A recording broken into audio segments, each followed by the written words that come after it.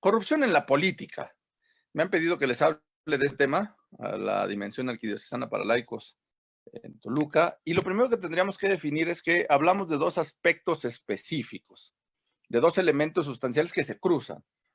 Uno que es la corrupción, y entonces para poder entender una dinámica sustancial de la corrupción, pues habría que hacer un análisis de ella. Porque en este país se ha dicho que la corrupción es genética. Y otros han dicho que la corrupción es cultural. Ni es genética, ni es cultural. No existe el gen de la corrupción. No es algo inherente que tengamos en nuestro paquete genético. Es una falacia, es una mentira. La corrupción no es genética. Y mucho menos si el gen existiera es mexicano. Por supuesto que no. Cultural tampoco lo es. Porque a pesar de que hay organizaciones y se enseña la corrupción en muchos ámbitos y en nuestro país durante décadas hemos sido consumidos por este cáncer que afecta a las instituciones y afecta a la relación en comunidad, no es cultural, porque la cultura se acepta. La cultura son elementos sustanciales de transmisión. La cultura se valida en las instituciones, en la participación, en la historia, en los elementos que hacen ser lo que somos como naciones, como entidades, como estructuras. Y hasta el día de hoy, la corrupción se sabe que es un cáncer que afecta a las instituciones. No hay nación, no hay cultura, no hay institución que avale la corrupción. Y me refiero a instituciones públicas, me refiero a instituciones sociales, me refiero inclusive en el lenguaje de la comunidad nacional e internacional. Aunque muchos están afectados por la corrupción no se valida de suyo como un elemento que se enseña en las escuelas, como un elemento que partamos del día a día como tenemos en otros procesos. Entonces ahorita vamos a entrar en un momento más a ver algunos aspectos de la corrupción para poder ir entendiendo estos mecanismos. Después, política. ¿Cuál política? ¿Existe una sola política? Porque para muchos la política es corrupta y corruptora. Falso de todas falsedades. Otra vez. Así como la corrupción no es genética ni es cultural, la política no es corrupta ni corruptora. La política en esencia es elementos que ahorita vamos a definir, que surgen de la relación del ser humano, que surgen de la relación de la persona, la polis, la civitas, desde la antigüedad. Hay políticos corruptos y la corrupción tiene nombre y apellido. Y hay muchas personas que han denigrado a la política, pero no por eso la política se vuelve corrupta y corruptora. Es más, muchos personajes que han tenido cargos públicos o espacios de decisión no hacen política. Hacen actos corruptos, se roban lo que no les corresponde. En fin, hay muchos aspectos que vamos a definir, pero vamos a entender un quiebre entre el origen de las raíces como en contexto política hasta su rompimiento en la Edad Media con una visión que transforma las cosas y entonces vemos un cruce de conceptos. Yo aprovecho para decirles que estamos en un cambio de época, no en época de cambio. Los cambios de época son esos grandes quiebres en el desarrollo de la dinámica de los países y de las personas. Y fíjense que me parece que también en la charla pasada hablábamos de ello, porque recién habíamos tomado una especialización en contextos de cambio de época que había implementado la Iglesia. Yo lo recalco. La Iglesia siempre va un paso adelante en estos elementos, pero a veces desafortunadamente no permean o otras instituciones no abrevan o no toman de ahí. Este contexto tiene más de un año, año y medio que se empezaba a discutir en el contexto de cambio de época. Por supuesto que tiene mucho más. Otros filósofos, autores, sociólogos han hablado de esa sociedad del vacío, de las sociedades líquidas, de la sociedad del cansancio, ¿no? Eh, Autores muy prolíficos que hoy discuten el contexto de esas sociedades que no encuentran forma. Y vamos a ver también algunos aspectos, porque hoy es un virus insignificante, y me refiero a insignificante en razón de que no lo observamos, de que no lo podemos determinar, que no hay ejército que lo pueda combatir, nos tiene en pandemia y nos tiene retomando a reflexionar, a analizar, a valorar muchos aspectos de la naturaleza del ser humano. Pero desafortunadamente no es así para todos. Algunos les sacan provecho a esa problemática y algunos aprovechan en el mal sentido todos esos problemas que tenemos. Pero bueno, necesitamos definir corrupción y necesitamos definir política. Y vamos a empezar por algunos antecedentes históricos y sociológicos de la corrupción. Solo como un parámetro, como un elemento de entender, Aristóteles fue el primero en usar como tal la palabra corrupción. Pero fíjense cómo la definía, corrupción. Aristóteles pensaba que esto era la degeneración que alcanzaban las formas de gobierno. Las tres principales formas de gobierno son las formas clásicas, la monarquía, la aristocracia y la democracia. Monarquía, el poder absoluto del rey, un control total sobre vida, obra, personas y determinación total sobre lo que hiciera. Si el rey pretendía la vida de alguien, la realizaba. Incluso existía un derecho que se llamaba derecho de pernada, el derecho del rey de yacer con la casadera previo a su casamiento con quien iba a destinar su vida. Y era un derecho, el rey podía destinar, y si el rey quería quedarse con el territorio de alguien, no tenía que justificar ni pedir nada, dado que lo imponía. Ya después vinieron cambios constitucionales, cruces, reglas, pero en el origen, la monarquía, pues era un control total y absoluto. Había monarquías eh, honestas, íntegras, que desarrollaban, y había algunas monarquías que realmente eran pues devastadoras de su propia sociedad, cultura, de su propia integración. La aristocracia, que venía de los aristos. Los aristos son las puntas más altas que existen en un acantilado. De ahí el término aristocracia, el gobierno de los mejores, el gobierno de los más sabios, el gobierno de los más preparados. Pero solamente ellos, sin permitir a nadie más. Y eso en una cuestión de pluralidad no cabe. Y la democracia, el gobierno del pueblo para el pueblo, o el gobierno de las mayorías, como hoy se define.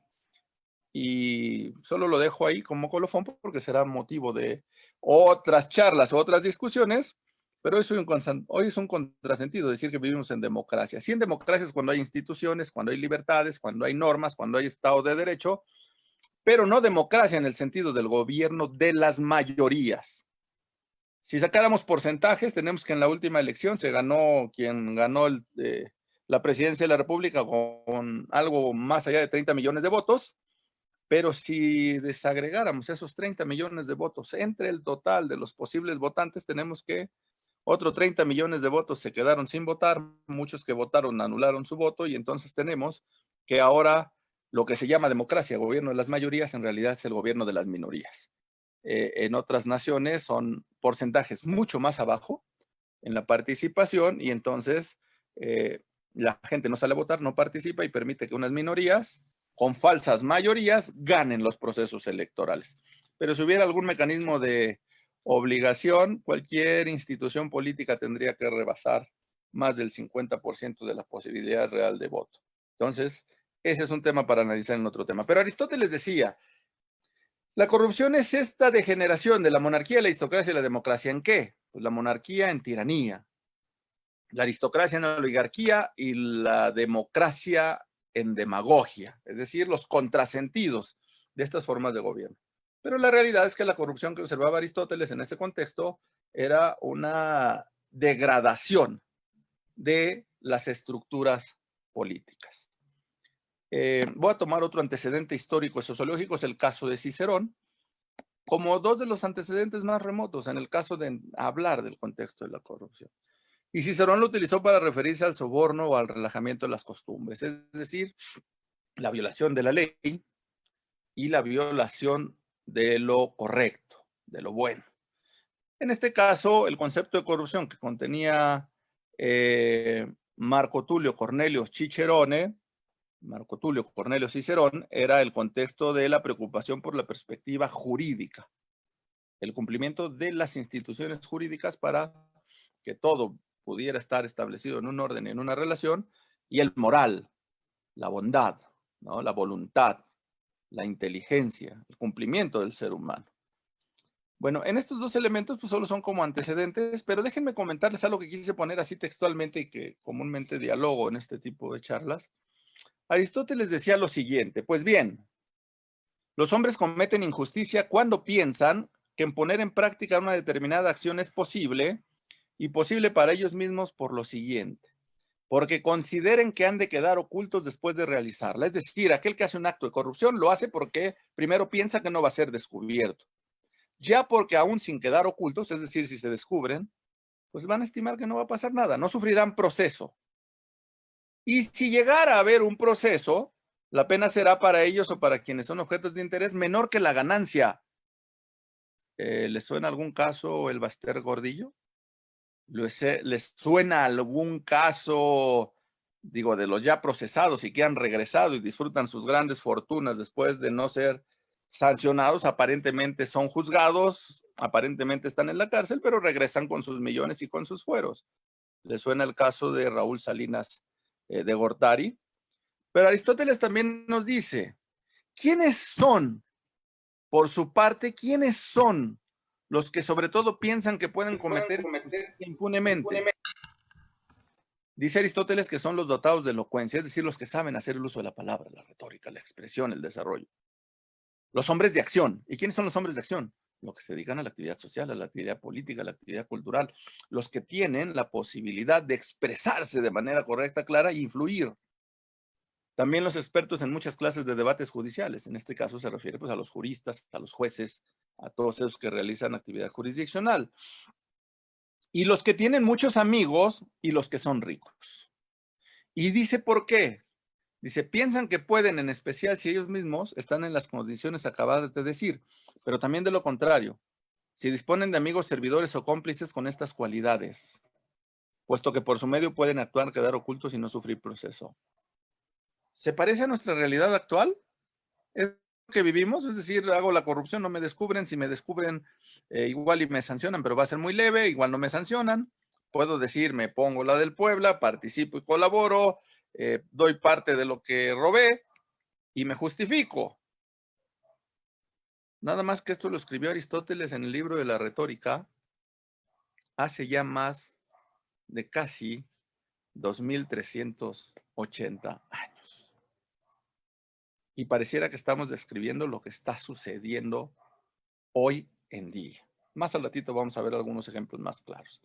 Pero ¿qué dice también Cicerón? Porque esto es interesantísimo. Dice, y no voy a hacer una descripción de lo que sucede en esta realidad, eso lo haré más tarde, pero decía Cicerón, una nación puede sobrevivir a sus tontos, a sus mediocres, a sus inútiles, a sus ineptos e incluso a los ambiciosos sin escrúpulos, pero no puede sobrevivir a la traición de dentro. Y en el caso de la corrupción en el servicio público, la traición se da de dentro.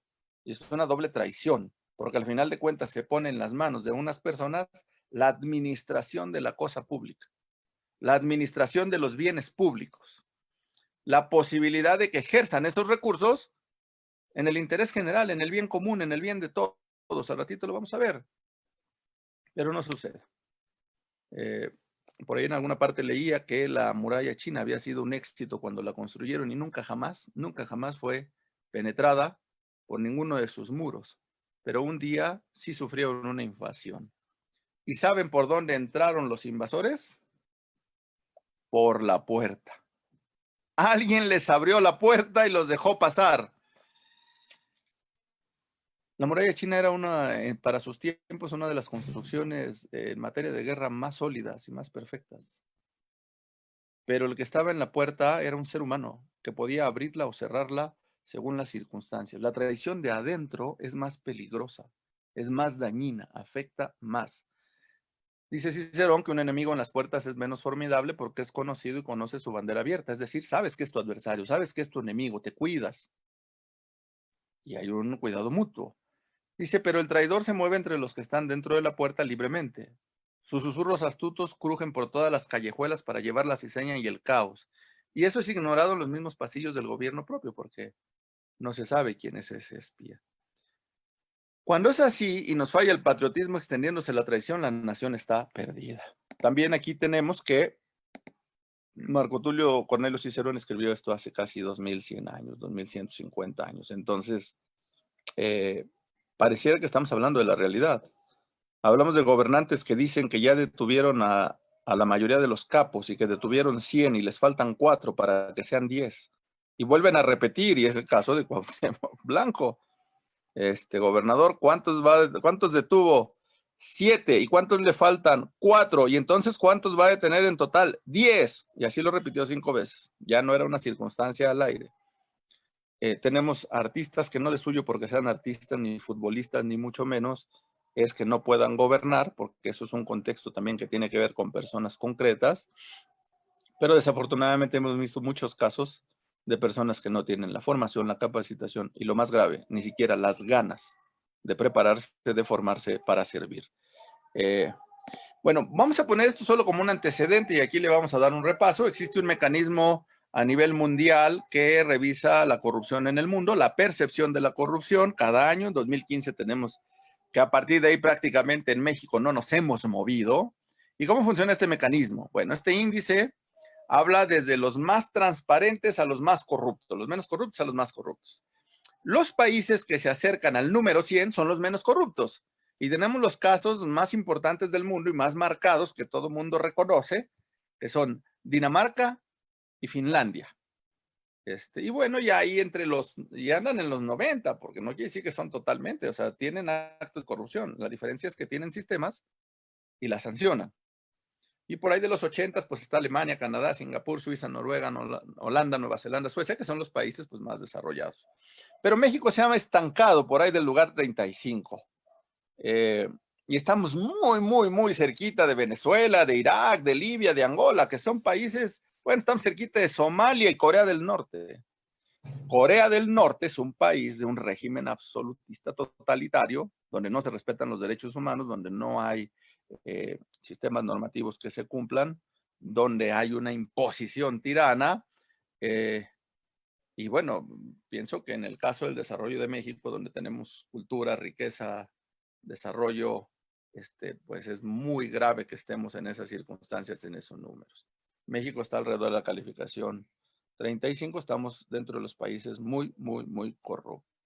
Luego, para 2016, en la corrupción, este es el mapa regional. Vean cómo está México y Centroamérica y parte de Sudamérica, solo como una gráfica general para que lo puedan observar. Estamos sirviendo, mientras más rojos, más corruptos. Y vaya, vaya, vaya que estamos casi en rojo total. Luego, el índice de la corrupción de percepción 2017, igual, nos hemos mantenido casi en los mismos lugares. Así se ve el mundo. Porque antes se hablaba de la corrupción como un ente solo vinculado a la esfera pública, al servicio público, a la política, y no. La corrupción ha permeado todos los contextos. Hoy hemos visto actos de corrupción en todas las instituciones y en todas las latitudes. ¿Quiere decir que antes no la había? Pues habría que hacer un estudio más detallado para verlo. Siempre ha habido corrupción. ¿Quiere decir que ahora las redes sociales ayudan? Pues también habría que hacer un análisis, porque hoy un teléfono se vuelve un arma poderosa. Puede pasar algo gravísimo en China y en cuestión de segundos nos enteramos en tiempo real de lo que está pasando o viceversa. Y entonces ahora vemos escándalos, ahora vemos muchos aspectos que antes no conocíamos, pero que reflejan la realidad. Ahora hablamos hasta de corrupción en la FIFA, en el fútbol, corrupción en las empresas, corrupción en las instituciones sociales, públicas, es decir, muchos casos de corrupción a los cuales pocos han escapado. Pero bueno, yo insistía, bajo este parámetro entonces, ¿qué es la corrupción? Porque el concepto central es, ¿se puede definir la corrupción como un elemento? Sí, bueno, si viéramos al contexto filosófico de corrupción como tal, pues hablaríamos de una degradación, hablaríamos de algo que se descompone, se corrompe lo que pierde su esencia, su valor. Es decir, un corte de carne o una fruta o una verdura tiene un estado de vida determinado entre el proceso de su desarrollo y su madurez. Pero si esa fruta pasa del tiempo de su madurez, empieza a perder su esencia, su consistencia y empieza a corromperse. ¿Qué pasa? Ya no es comestible, ya no puede ser útil. Entonces, en el contexto filosófico, en el concepto integral de la corrupción, pues es esa degradación de su esencia, pierde su esencia. El gobierno tiene una esencia, una naturaleza, una razón de ser. Lo vamos a ver un poquito más adelante. El servicio público tiene una naturaleza, una razón de ser, una esencia. Se ha transgiversado, se ha transformado. El ser humano, dotado de cuerpo material y alma espiritual, tiene una esencia, tiene un valor. Está conformado con ese elemento de razón que lo hace ser superior a todos los seres creados en la tierra, los animales, las plantas, y ese es otro tema, nada más lo dejo encorchetado, de que hoy encontramos, no hemos terminado de definir al ser humano, no lo hemos terminado de comprender, no hemos terminado de saber lo que implica ser humano en su esencia, y ya se hablan de derechos de los animales. Y es un contrasentido, porque los animales no pueden tener derechos porque no tienen contraprestación de obligaciones. Y luego si diríamos derechos de los animales, pues estamos pensando en los gatitos, en los perritos, en los cotorritos, en las aves, pero entonces la tarántula viuda negra, la boa constrictor, un tiburón, ¿tienen derechos? Bueno, es tema de otras discusiones, pero lo dejo en el aire porque a veces los debates se quedan muy en el aire, no ahondamos y se pierden. Los animales no pueden tener derechos. Sí hay una obligación de los ciudadanos, de las personas, de respetar a los animales, a las plantas. ¿Por qué? Porque son seres vivos. Solamente. Pero, bueno, insisto, es materia de otro tema, solo lo dejo como el contexto, pero cuando se pierde esa esencia, entonces estamos frente a la corrupción. Pero se puede definir la corrupción en materia de investigación, en materia de delitos, en materia, porque es muy peligroso. Este gobierno actual ha presentado una iniciativa que hace poco fue aprobada, donde presenta el delito de corrupción como un asunto genérico. ¿Qué es corrupción? Pues lo que se le ocurre al gobierno, y eso es muy grave. La Convención de las Naciones Unidas contra la Corrupción definió, y este es un mecanismo que se reúne cada 2 años, donde se reúnen todos los países del mundo para hablar de temas de corrupción y todas las ONGs que tienen que ver con esto. Yo tengo oportunidad como vicepresidente mundial de participar cada 2 años en este mecanismo. Está planteado ahora para los meses de, si no mal recuerdo, abril-mayo, en la Asamblea de las Naciones Unidas en Nueva York.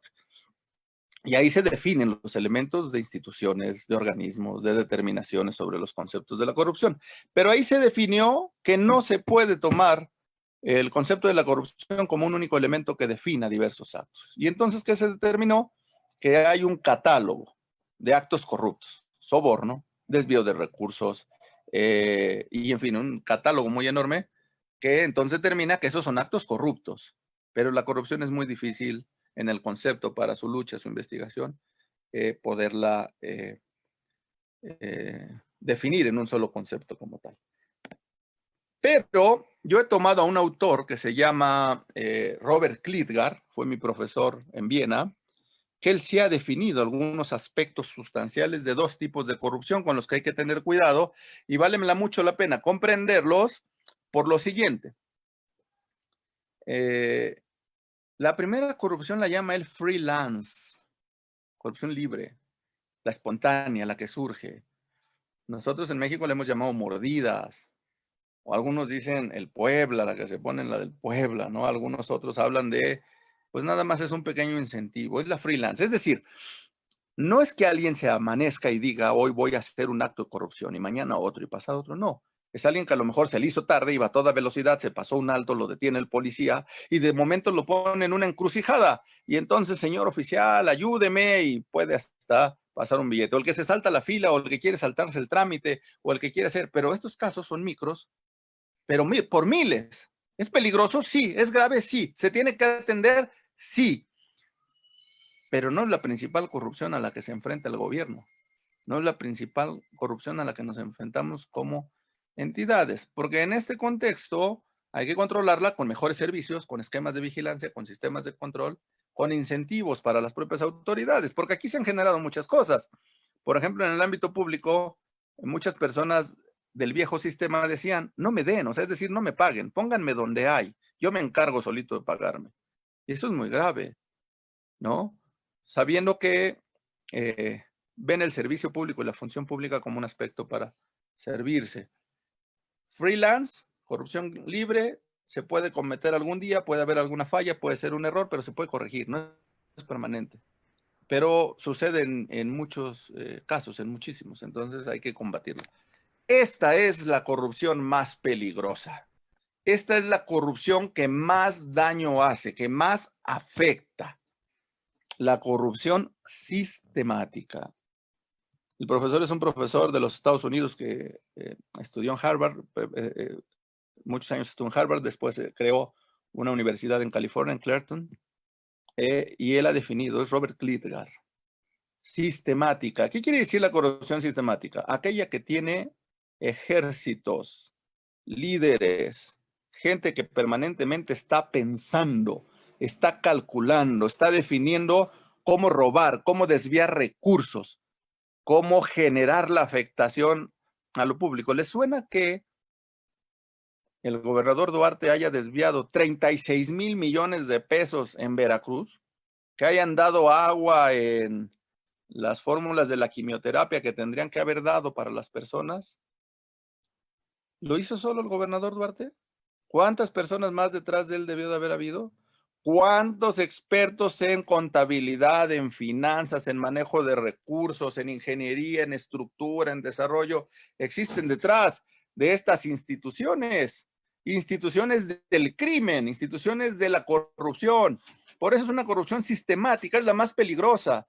Son personas que día y noche trabajan para desviar estos recursos. Eso es gravísimo, es un sistema, es una estructura, son grandes redes. En cualquier parte del mundo se persigue en lo integral. En México nos ponemos felices cuando dicen, ya encontraron a Duarte gobernador, ya encontraron un caso más sonado ahora con el caso de Odebrecht, ¿no? Con Lozoya, y mucha gente dice, wow, bravo, ya lo detuvieron. Y no nos interesa solo que lo juzguen y lo metan a la cárcel. ¿Dónde está el dinero? ¿Dónde está el producto generado con ese dinero robado? En otras partes del mundo son tan incisivos en este contexto de recuperación de activos que lo que hacen es, a usted fulano de tal se le está investigando, se le comprobó corrupción, bueno, entramos a sus círculos cercanos, familiares, amigos y conocidos, y a revisar a todos.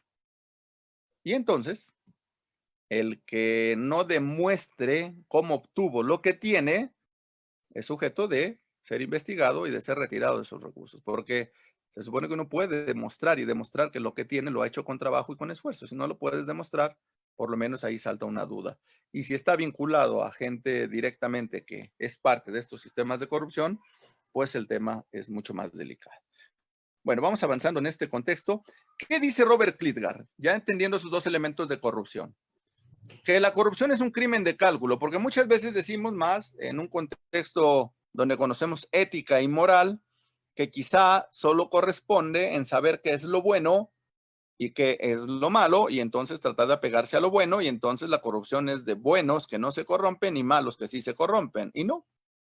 Muchos seguramente habrán escuchado que hay ahí algún apartado en la escritura que dice, en arca abierta, hasta el más justo peca. ¿Y tiene valores ese justo? Pues es justo. Tiene principios, tiene claridades, tiene realidades, pero está bajo una circunstancia donde un sistema o donde alguien no percibe o no se da, puede caber la tentación. Nosotros decimos en este ámbito religioso o filosófico la concupiscencia. Robert Klitgar, en un análisis sustancial, dice crimen de cálculo. Y esto es muy sencillo de hacer. ¿Cuál es el cálculo? Si yo tengo más beneficios y menos costos, es decir, si me corrompo y no me detienen, si me corrompo y si me detienen y puedo librarme, y si aún librarme me va a hacer una sanción muy pequeña, me corrompo. Ah, pero si yo hago un cálculo de que el beneficio es menor, el costo es mayor, ¿no? Es decir, si yo me corrompo me van a descubrir, y si me descubren me van a sancionar, y si me sancionan, entonces voy a tener problemas, me limito. Entonces, es un crimen de cálculo. Y voy a poner un ejemplo muy sencillo.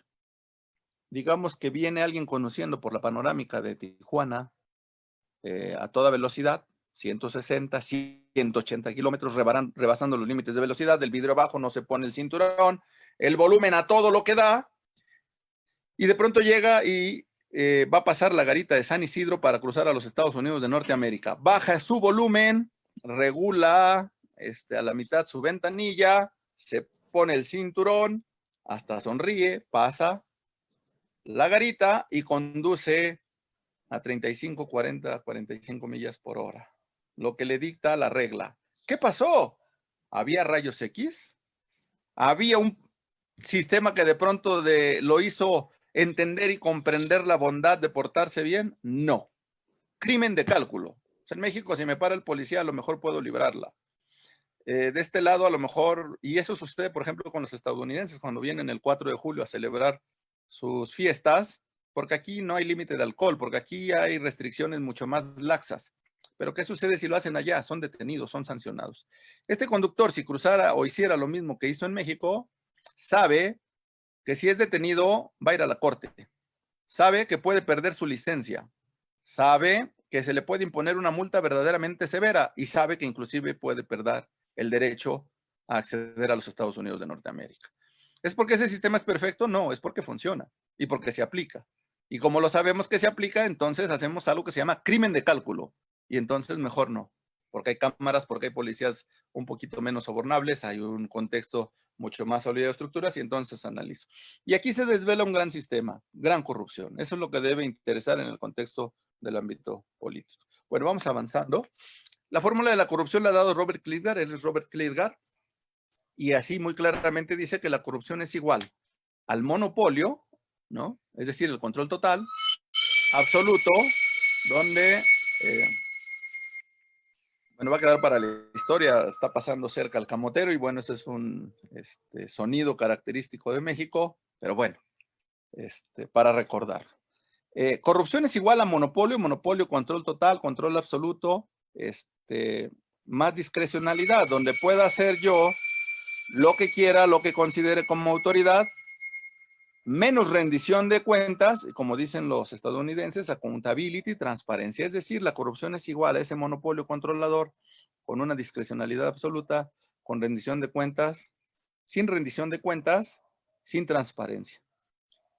Más allá de gobiernos concretos y demás, habría que decir que mucho de esto es lo que sucedió en muchas décadas en este país, donde el dinero se tomaba del cajón, donde se pagaba lo que se consideraba, donde se contrataba a los compadres, pero mucho de eso sigue sucediendo hoy. Y hoy en día muchas instituciones, al ratito lo vamos a ver, han sido degradadas, se han ido rompiendo los equilibrios, y solo pongo un dato concreto.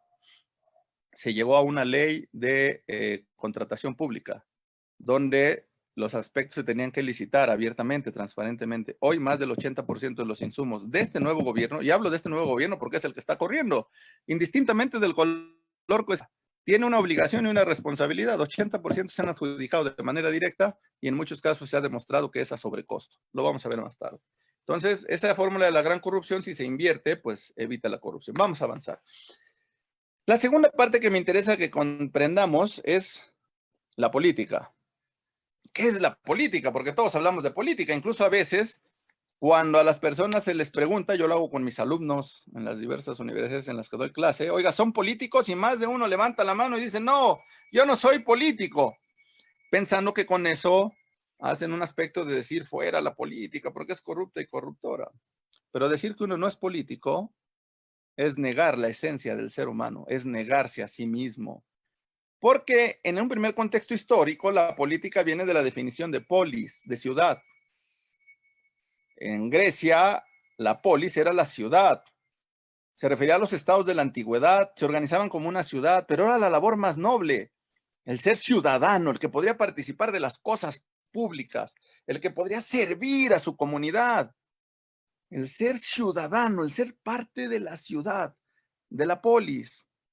Y bajo ese parámetro era un concepto de desarrollo, era un concepto de servicio, era un aspecto de comunidad, común, unidad, comunidad. Pasó después a Roma, que también rescató algunos aspectos, La palabra polis ahora se deriva en civitas, ciudad, y designaban los romanos el conjunto de ciudadanos que constituían la ciudad. También acordémonos que en Roma había el concepto de los plebeyos y de los esclavos, que eran considerados como cosas en el derecho. Entonces, el ser ciudadano revestía de una dignidad, de un valor especial, que era un valor supremo, pero además que también les permitía a esos ciudadanos ser parte de la cosa pública, del Senado, de la representación o del gobierno como tal.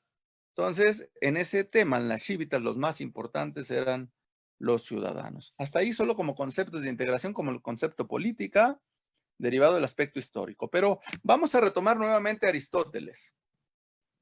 Y esto es muy importante porque comprendiendo esto, entonces comprendemos la política. Aristóteles mantiene, al igual que Platón, la teoría de la sociabilidad natural. El ser humano solo se desarrolla con otros seres humanos. El ser humano solo crece en comunidad. Pero bajo esos aspectos también hay una serie de elementos que solo se da por el caso de los seres humanos. Y decía Aristóteles que el hombre es un animal social, un politicón, es decir, un ser que necesita de los otros en su especie para vivir.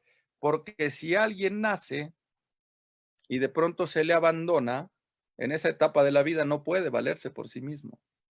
Entonces requiere de la asistencia de los otros seres, de las otras personas que permitan que uno se desarrolle. Es un politicón, un ser social, político. Y si se dan cuenta lo que se refería tanto en Grecia como en Roma, la policiudad, ahora hablamos de un ser social, de un ser de la sociedad, de un ser ciudadano. Eso es a lo que se refería Aristóteles. Y él planteaba un concepto de animal social, o más específicamente animal político. Pero ¿qué significa esto en referencia al ser humano? El ser humano, a diferencia de los animales, posee la capacidad natural de relacionarse políticamente, o sea, crear sociedades y organizar la vida en ciudades. Pero además, en los dos elementos sustanciales de integración del ser humano, en su orden material y espiritual, pero sobre todo el espiritual, en la búsqueda de la verdad y la búsqueda del bien, es el único ser que puede trascender, es el único ser que puede modificar su realidad, es el único que puede cambiar las cosas, o bien sabiendo que hay bienes que le corresponde no aceptarlos, usar el libre albedrío. Ya decía San Agustín que Dios que te creó sin ti no puede salvarte sin ti.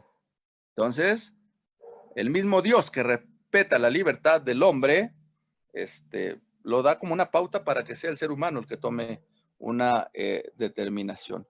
Pero bajo este parámetro, entendemos que la ética y la política, porque la ética es esa búsqueda de lo bueno desde el interior del ser humano hacia afuera, ¿no? Y la moral es ya esa aplicación externa en las propias sociedades. Para Aristóteles, yo quiero rescatar el concepto de lo que es la auténtica política. Y la auténtica política es una ciencia práctica, la ciencia del bien común, la búsqueda del bien común, la búsqueda de la mejora, la búsqueda de la oportunidad. Y aquí hago yo un parámetro muy breve. Estado, como teoría política, teoría jurídica, es una ficción jurídica, es una creación del ser humano. El Estado fue creado por el ser humano para encargarle la cosa pública a algunas personas concretas, para que nos dieran seguridad, certeza jurídica, tranquilidad, para que hicieran el bien común, porque no absolutamente todos podemos dedicarnos a gobernar, entonces le corresponde a unos. Por eso es doble traición cuando hay corrupción desde el interior del gobierno. Ahorita lo vamos a ver. Esa ciencia práctica son saberes que investigan el modo recto de comportarse de las personas, de los seres humanos, los que pueden ser capaces de decidir libremente sobre sí mismo, pero cuando se ejerce esta ciencia práctica de la política es también por los demás. Y en esencia podemos decir que la política es la búsqueda del bien común. Y hay dos ámbitos. Cuando alguien dice que no es político, está negando al ser humano, porque el ser humano por naturaleza es político, se relaciona, es social, crece en ese ámbito social. Pero existen dos ámbitos, y los digo muy concretamente. Todos somos políticos en sentido amplio. En esta conexión en Zoom, en este curso, estamos haciendo política, buscamos el bien común, buscamos saber más, crecer, conocer, reflexionar para ser mejores personas. Estamos haciendo política. En nuestras familias, todos los días hacemos política. Los papás cuidan a los hijos cuidan a los padres, hacen su labor, todos crecemos, se aplica la subsidiariedad, los que más pueden ayudan a los que menos para que puedan y a su vez ellos ayuden a otros. Se aplica la solidaridad entre iguales, ¿no? En familia, se aplica el respeto como personas, los valores, se hace política. En el ámbito religioso se hace política, en la reunión de grupo, en la iglesia, el padre con sus filigreses, porque buscamos el bien común, buscamos el desarrollo de todos, buscamos el crecimiento, buscamos los elementos sustanciales de persona, intelectualidad, espiritualidad, moralidad, también elementos prácticos y elementos que nos permitan desarrollar como dinero, comida, crecimiento, estudio, etcétera. Todos, absolutamente todos los seres humanos hacemos política. Solo el que se aísle por allá a una cueva, se pierda por allá solo y no tenga relación con la sociedad, dejará de hacer política. Pero en esencia el ser humano no puede hacer eso. En esencia el ser humano se relaciona. Pero aquí existe el segundo ámbito, sentido estricto. También la búsqueda del bien común, pero por medio del ejercicio del poder. Es decir, es buscar el desarrollo de los demás, es buscar el crecimiento de la comunidad, pero con la aplicación específica del poder, del ejercicio del poder. Y entonces alguien busca ser legislador, alguien busca ser gobernador, alguien busca ser presidente de la República, alguien busca estar en un cargo de representación porque quiere aplicar el bien común. Entonces, política en sentido estricto la realizan los que ejercen un cargo público, un cargo de poder. Y yo aquí hago una pregunta y que contesto rapidísimamente. ¿El poder es bueno o es malo? ¿El dinero es bueno o es malo? Pues ni el poder ni el dinero son buenos o son malos, son inocuos, por sí mismos son inocuos. Lo que yo les quiero decir es que se trata de medios. El poder sirve para hacer cosas buenas, pero también sirve para hacer cosas malas. El dinero sirve para comprar cosas buenas, pero también para comprar cosas malas. Entonces son medios. Yo pongo el ejemplo rapidísimo, es como si yo fuera al autódromo de los hermanos Rodríguez y pidiera un Ferrari y lo quisiera correr a todo lo que da en ese autódromo, yo pienso que en la primera curva me salgo de la curva y choco. ¿Ese Ferrari fue malo conmigo? Porque no se dejó domar, como dirían algunos en el domar la pandemia. Pero ¿qué pasa si llega el Checo Pérez, toma el mismo Ferrari, lo corre a lo que da y toma las curvas de una manera preciosa y disfruta la velocidad y hace que ese coche vuelva? ¿Ese Ferrari fue bueno con el Checo Pérez y malo conmigo? No, ese es el mejor ejemplo para decirles que así como el poder y el dinero es un vehículo. El poder y el dinero depende quién lo conduzca y para qué lo conduzca. Los medios sirven para lograr fines. Los fines son superiores. ¿Cuáles son los fines? El bien común, el bien de todas las personas. ¿Cuáles son los fines? La persona en sí misma es un fin total. Y requerimos medios, alimentarnos, conocer, aprender, desarrollarnos, relacionarnos, ¿no? Para buscar el bien común, hacer buenas obras, hacer buenos servicios, buscar que la gente realmente necesite esas cosas. Entonces, el problema es que hemos confundido fines con medios y medios con fines. Si uno ve el dinero y el poder como un fin, va a perder la razón y nunca va a llegar, porque mientras más poder tienes, más poder quieres. Mientras más dinero tienes, más dinero quieres si no ordenas para qué y por qué tienes que hacer eso. Bueno, para irnos enfilando casi ya, es que esto es lo que tenemos que rescatar de la política, que esa es la auténtica política, la ciencia práctica, el deber, el servicio, el bien común. Pero se ha tergiversado. ¿Cuándo se tergiversó? En la Edad Media. Nicolás Maquiavelo, con su obra El Príncipe. ¿Y qué nos dice Maquiavelo? Que la política a partir de ahora parece como una técnica. Pasó de ser una ciencia práctica, de servicio, de entrega de bien común, a una técnica. Ahora ya no es una práctica, ahora es, tienes el poder, mantente a lo que dé lugar. Si tienes que mentir, si tienes que robar, si tienes que hacer lo que sea, mantente. Y entonces la política deja de ser una práctica para convertirse en un instrumento. Un vehículo que sirve para cosas más grandes se vuelve un fin en sí mismo. ¿Cuál es ese fin? El poder por el poder absoluto. Y entonces ese instrumento dirigido al mantenimiento del poder. Eso cambia las cosas. Entonces ya no es sacar lo mejor de ti, ya no es prepararse para los otros, sino ahora es mantente, mantente. Y su elemento sustancial es el fin justifica los medios. Y no, el fin no justifica los medios. Aunque el fin sea bueno, los medios no pueden ser malos. Por ejemplo, en el derecho existe una teoría que se llama el fruto del árbol envenenado. Es sobre pruebas. Lo pongo solo como ejemplo, porque eso está en el derecho. Y dice que si una prueba que es válida, que es real, que puede probar algo, se obtiene de una manera ilícita, esa prueba no vale. Es aquí lo mismo. Si obtenemos un bien como tal, pero tuvimos que hacer varios males, eso anula el bien que tenemos que hacer. Es decir, que el fin bueno no excusa que usemos medios malos. Es decir, que los medios condicionan al fin. Si queremos fines buenos, necesitamos encontrar medios buenos. No se puede alcanzar un fin político utilizando medios incompatibles con el mismo, como la mentira, como la corrupción, como el homicidio, como tantas cosas que vemos que es donde los ciudadanos no quieren saber de la política porque es como dicen, política corrupta, corruptora, de asesinos, de delincuentes, y no es la política, son algunos políticos, son algunas personas concretas y eso tiene que modificarse. Bueno, aquí rescato, ya nos vamos enfilando hacia concluir para poder ir dialogando, la política. Dice el Papa Francisco que la política, si se lleva a cabo en el respeto fundamental de la vida, punto sustancial, la vida, en materia de derechos humanos no hay órdenes entre los derechos humanos, pero sí hay derechos humanos primigenios. Si no hay vida, ¿para qué discutimos sobre libertades? ¿Para qué discutimos sobre igualdades? Si no hay vida humana, no hay derechos humanos. Así de sencillo y así de claro. Por eso el contexto del respeto fundamental a la vida. ¿Por qué de un huevo de tortuga, que sabe uno que ahí hay líquido, en un determinado tiempo habrá una tortuga, a nadie le cuesta trabajo, y como decía un pensador, Carlos Castillo Peraza, en su tortuguicidad, todos sabemos que de ese huevo de tortuga va a haber una tortuga? ¿Por qué no hacemos un planteamiento de razón práctica, de razón argumentativa, de derecho natural? El ser humano, ¿cuándo tiene vida? La ciencia ya ha dicho cuándo, cuando ya las dos células se unen y empieza el desarrollo. Pero en un asunto racional,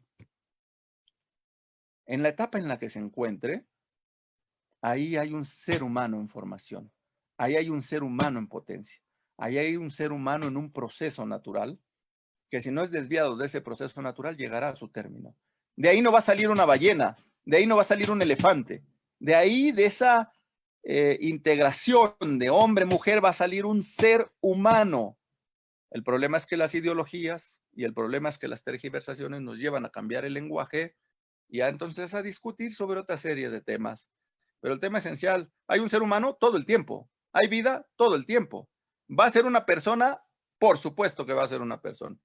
Y también el Papa Francisco nos dice que la libertad y la dignidad de las personas puede convertirse verdaderamente en una forma eminente de la caridad. De hecho, ya lo habían dicho antes Juan Pablo II. La caridad es la forma más perfecta de la política, sin utopías, con puras realidades. La política, si se busca el bien común, si se busca el crecimiento de los otros, si se busca el desarrollo de los otros, es desarrollo integral. La política es caridad, es amor, es todo. De ahí que la política sea un vehículo fundamental para edificar la ciudadanía y la actividad del hombre. ¿Se acuerdan que hablábamos de vehículos, ¿no? O sea, de medios y de fines. Entonces la política es un medio para llegar a los fines, que es el bien común, que es el buen gobierno y que son otros elementos que vamos a ver brevemente. Si bien cuando quienes lo que se dedican a ella no la viven como un servicio a la comunidad humana, puede convertirse en un instrumento de opresión, marginación e incluso de destrucción. Mal usado, esto puede llevar a un aspecto que involucione. Vamos a cruzar rapidísimo porque esto ya nos queda mucho más claro sabiendo qué es corrupción y sabiendo qué es política. Corrupción en la política. Entonces, ¿todos los políticos son corruptos? No. Hay muchos que hacen corrupción, tienen nombre, tienen apellido, deben de ser sancionados, pero no. ¿Es de colores o partidos políticos? Tampoco. Es de personas concretas. Es de personas concretas que tengan valores, que tengan principios, que se formen para eso, que no cedan a las tentaciones que existen porque existen en todo ese proceso, pero también tiene que ver con prepararse para solventar todos esos aspectos. Vivimos en un país donde las instituciones y las normas desafortunadamente se han tergiversado, pero eso no nos debe delimitar a intentar siempre cambiar estos aspectos. De hecho, por ahí se decía que si tú no te metes con la política, la política tarde o temprano se mete contigo y no te va a gustar cómo se mete. Entonces, lo mejor sería entender qué es la auténtica política, prepararse y si lo vemos, como lo dice el Papa Francisco, en un concepto de la posibilidad más grande, que es el amor, es meternos a la política. Es no dejar esto en manos de los que se dicen políticos profesionales. Es generar que esa agua fluya, que camine. ¿Qué es lo que sucede en un río donde de pronto se pone un dique? El agua se detiene, se estanca, se pudre, se corrompe, se pierde. Pero si ese agua sigue fluyendo, sigue generando, sigue caminando, entonces tiene nueva vida, tiene oxígeno, tiene sangre nueva. Así debería ser la vida en la política. Debería de haber muchos jóvenes preparándose para ella. Debería de haber en estos sectores laicos, sectores sociales, sectores culturales, preparándonos para meternos a la política y dignificar la política como tal. Quitar ese sello de que solo es para unos cuantos, muchos mediocres, muchos impreparados, muchos de ellos que lo hacen solo por el interés personal y económico, y podríamos transformar. Corrupción en el servicio público. Hay muchas formas de corrupción en el servicio público y lo hemos visto ahora en el concepto de la pandemia, cuando desarrollo, ciencia y tecnología nos hacían sentir que dominábamos el mundo, un simple virus nos ha venido a confinar en nuestras casas. Un simple virus ha puesto en jaque a los ejércitos de todos los países.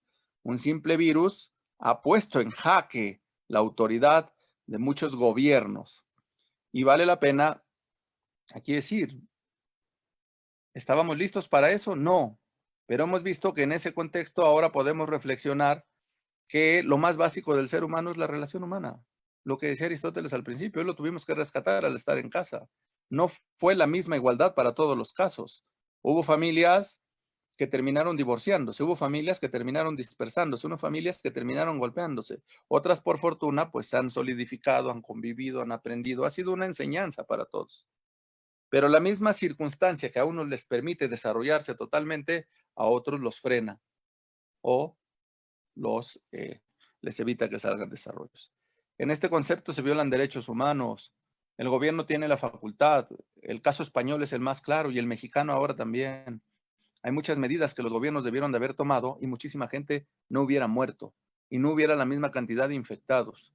Y si esto se hubiera tomado con otro tipo de seriedad, con un concepto de bien común, entonces, y no de ideología, hubieran sido los mejores esquemas. Pero también en los gobiernos vemos, eh, hacer una función u otra determina que sea uno mejor gobernante o no. No, porque a lo mejor puede haber actores de la televisión o futbolistas verdaderamente comprometidos con el servicio. Hay uno ahí en California que se llama Arnold Schwarzenegger y lo hemos visto como en muchas películas como Terminator y la gente dice que ha sido un gran gobernador.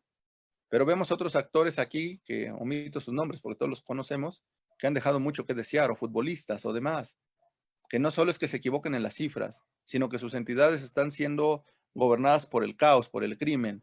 Eso es gravísimo. En el caso de la corrupción en el servicio público, debe de haber doble responsabilidad.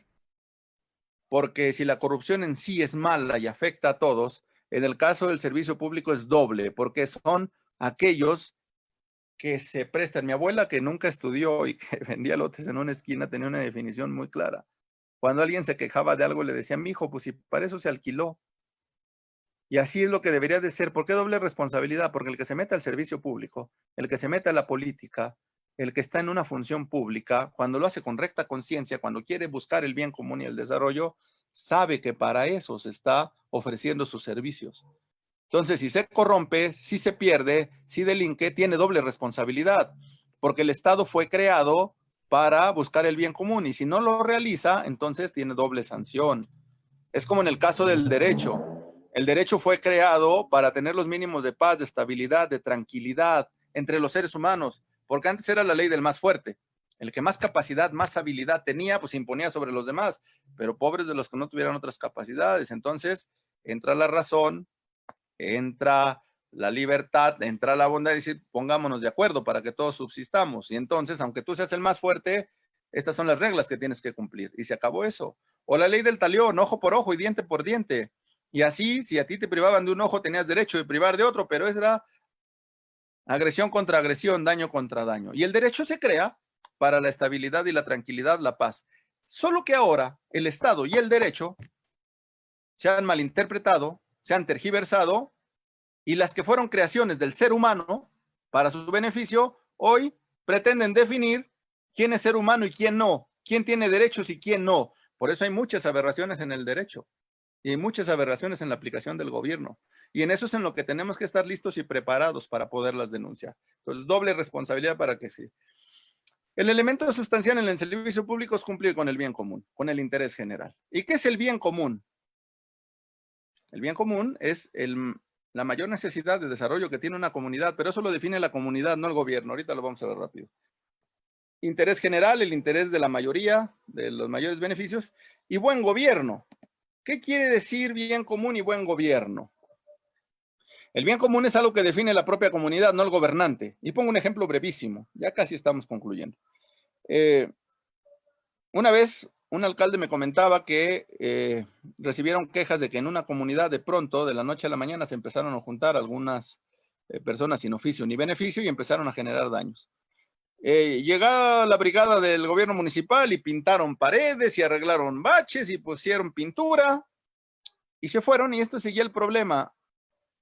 Y entonces un día los vecinos van y buscan al alcalde y dicen, oigan, ya hicieron todo esto, pero pues no era necesario que hicieran todo eso. Lo único que necesitábamos era que cambiaran el foco de la esquina, porque cuando había luz, entonces los muchachos no se reunían y entonces esto nos permite. En este ejemplo tan sencillo y tan franco, ¿cuál era el bien común concreto de esa comunidad? Que les repararan ese foco. La pintura, los puentes, los baches les servían, sí, pero no era en ese momento lo que ellos consideraban como prioritario, como único. El bien común lo define la comunidad, no el gobierno. Pero el buen gobierno es la obligación de las autoridades y del gobierno por aplicar esos principios, esa búsqueda del bien común. Buen gobierno, todo lo que tiene que ver con servicios, con funciones, con instituciones. Bien común, lo que define la comunidad para su necesidad. Aquí les dejo, en este lado del lado derecho, es una alegoría que se llama la alegoría del bien común y del buen gobierno. Es un fresco que está pintado en Florencia. Si tienen oportunidad luego de googlearlo con calma, búsquenlo, así se llama, Alegoría del Buen Gobierno. Este es un fresco florentino en Italia, y ahí habla de cómo aplicando las virtudes se puede lograr a ese bien común y cómo cuando los vicios permean, entonces los gobiernos se pierden. Para prácticamente ir concluyendo, ¿buena o mala política? Mala política, la de varias caras, la oculta o demás. Buena política, la de la ayuda y del servicio. No, rompamos el paradigma. Política es una sola. La política es la búsqueda del bien común. Ya lo dijimos en los dos sentidos, amplio y estricto.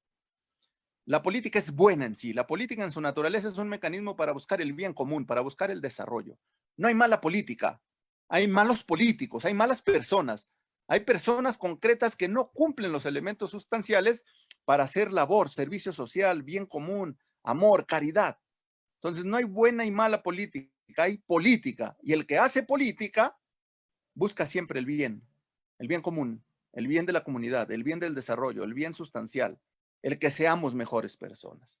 Entonces con eso lo rescatamos y yo esto lo voy a hacer en 30 segundos. ¿Hay casos de éxito en temas concretos? Sí, lo cual nos obligan a saber que en México podríamos tenerlos. Aquí les pongo unos ejemplos brevísimos. Casos de éxito: Dinamarca, el mejor de todos y en constante avance en materia de lavado de dinero, empresas fantasma, registro nacional único, real y confiable. ¿Qué hicieron? Todas las empresas que quieran venderle al gobierno, todas tienen que aparecer en este catálogo. Las que no estén aquí, no participan. Y si alguien contrata a alguien que está de aquí, entonces es ilegal. Caso de éxito: Estados Unidos, dinero es el principal motivo de los corruptos. Pero además no solo es robárselo, es usarlo. Y para usarlo tienen que blanquearlo, y para usarlo tienen que ingresarlo a la economía formal. Entonces se generó una red de prevención de crímenes financieros para poder detectar.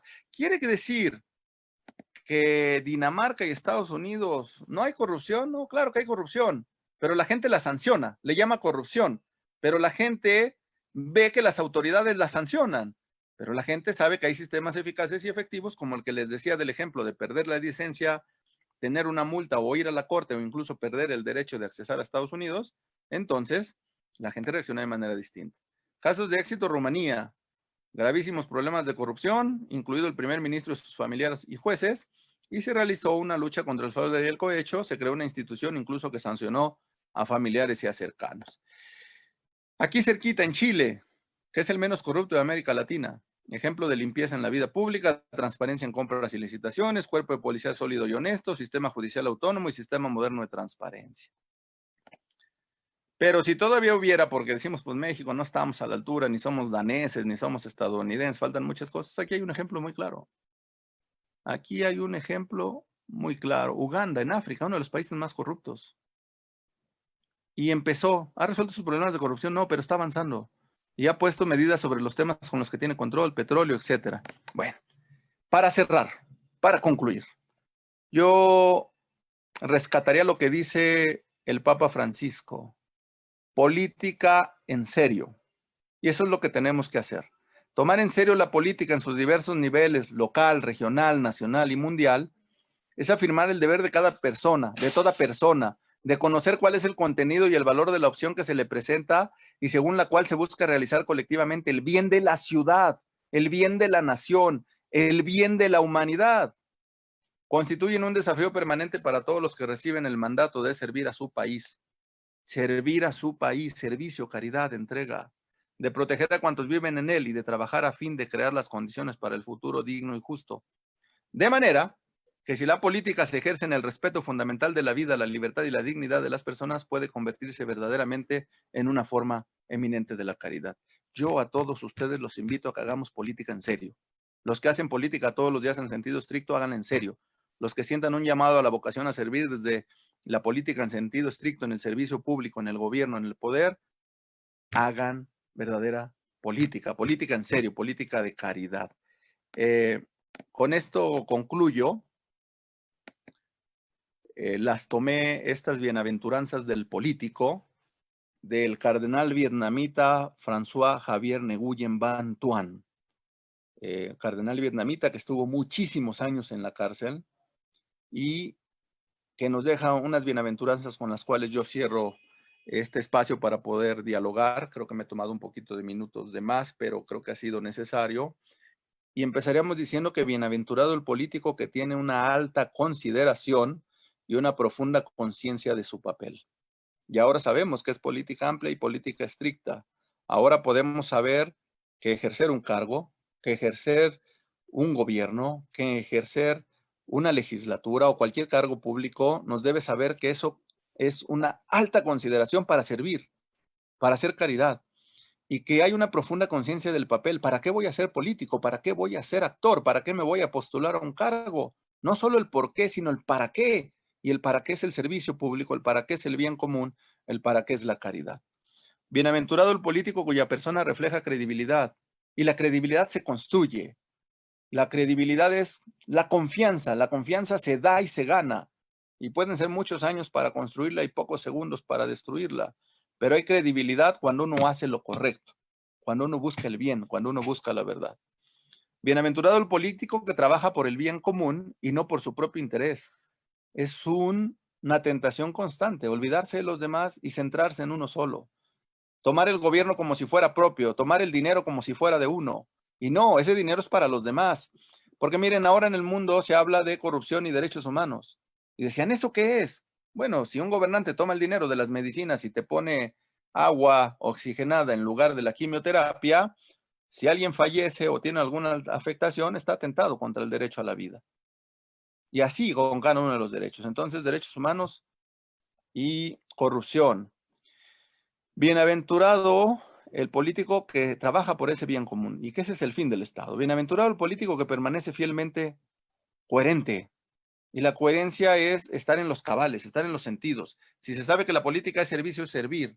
Por más que cueste, por más que implique sacrificios. Bienaventurado el político que realiza la unidad. En la política se habla de partidos y al decir partidos son parte de la sociedad, no reflejan la visión de todos, pero una vez que son gobierno, deben de reflejar la participación de todos. Se debe de gobernar con todos y para todos. Y entonces el político debe realizar la unidad. Bienaventurado el político que está comprometido en llevar a cabo un cambio radical. Y ese cambio radical es para que las personas sean mejores personas, para que las instituciones funcionen, para que haya una realidad. Parecía que muchos de estos aspectos son utópicos, inalcanzables. Podrían parecer hasta cuestiones irreales, pero se pueden lograr. Bienaventurado el político que sabe escuchar. La política, si es caridad, es escucha. La política, si es bien común, hay que ver cuál es el servicio que se requiere. Y bienaventurado el político que no tiene miedo. Hay miedo a ser descalificado, hay miedo a entrar y no poder hacer lo que corresponde, hay miedo a entrar y perderse, pero debe de haber más miedo si dejamos en manos de los que sabemos que profesionalmente, que permanentemente corrompen, delinquen, roban y no gobiernan bien. Entonces, a pesar de que hubiese algún temor, debiésemos involucrarnos todos en la medida de las posibilidades en la salvación, en la saneación, en el cambio de lo que constituye la política. Hace un rato que les quería decir que no hemos determinado, y con esto concluyo, que no hemos terminado de definir lo que constituye a la persona, no la terminamos de entender. Y hoy en el mundo ya hay muchos debates sobre derechos de los animales. Estamos perdidos.